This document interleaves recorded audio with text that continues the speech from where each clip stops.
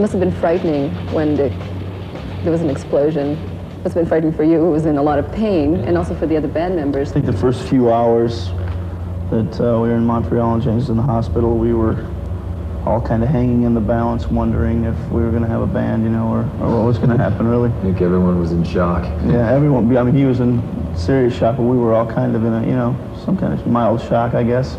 But just wondering, you know, we stayed at that gig until about 4:30 in the morning that day, trying to trying to learn how to play guitar and tie some loose ends together, you know, and stuff like that, make some decisions, you know, and when we found out what was going on with him. And they told me I was still in the band, it was like, thanks, guys. Not quite. It was pretty strange the next day, you know, we had a meeting with James, and we had all pretty much decided that we didn't want to go on without our strongest link, you know. And we walked in there and he goes, "What's wrong with you guys, man? You know, when's the next show? Thursday, let's go." And so that pretty much was a slap in the face to us, you know. We just go, "Okay, here we go, bud." Anywhere I roam, where I lay my head is home. Do you ever feel like, God, we've become what we never wanted to become, or we've become exactly what we wanted to be? Well, we've never really planned anything, and we basically have just kind of gone with it. We never really sit down and have a huge, you know, master plan to get this huge and whatever. This many years or whatever. Right? Just we've kind of grown up in it, and it's basically our life. And yeah, you got to deal with it one way or another.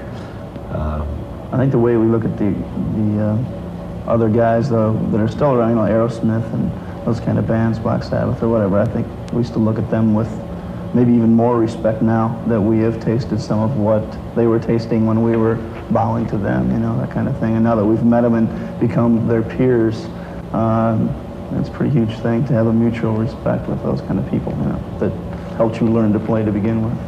So I think that we're still really into being fans of music, of our own different kinds of music. You know, we're actually venturing off in our listening habits lately. He listens to a lot of different stuff than what I would listen to, and likewise with the other guys in the band, you know, but we're still really big music fans.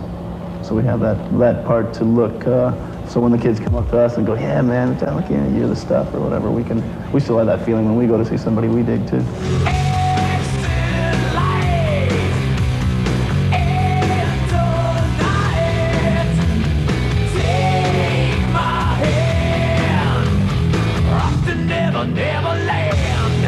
Now, you used to be influenced some of the bands that you mentioned, I guess, and now you're the band that's influencing a lot of other bands. How do you feel about that?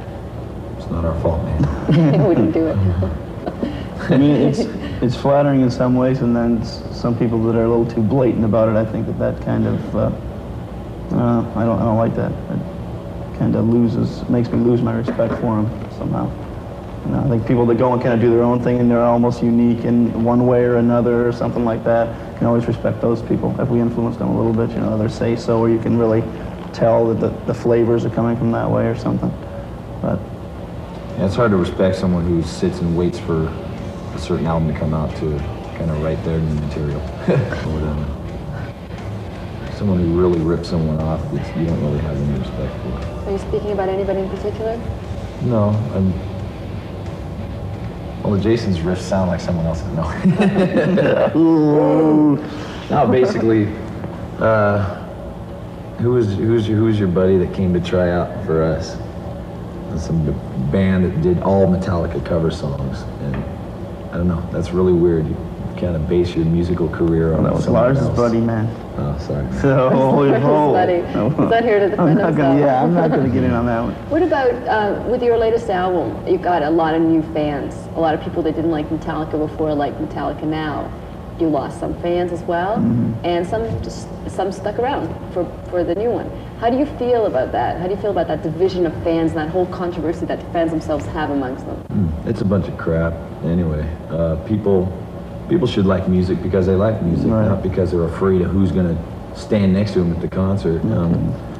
The people who are our true fans that like us for how we've gone about things, how the integrity is the main thing in our music, they're still there. And the people who are too afraid of who likes them now and don't want to be mixed in with the wrong crowd, man, you know, have gone away, and we're glad for that.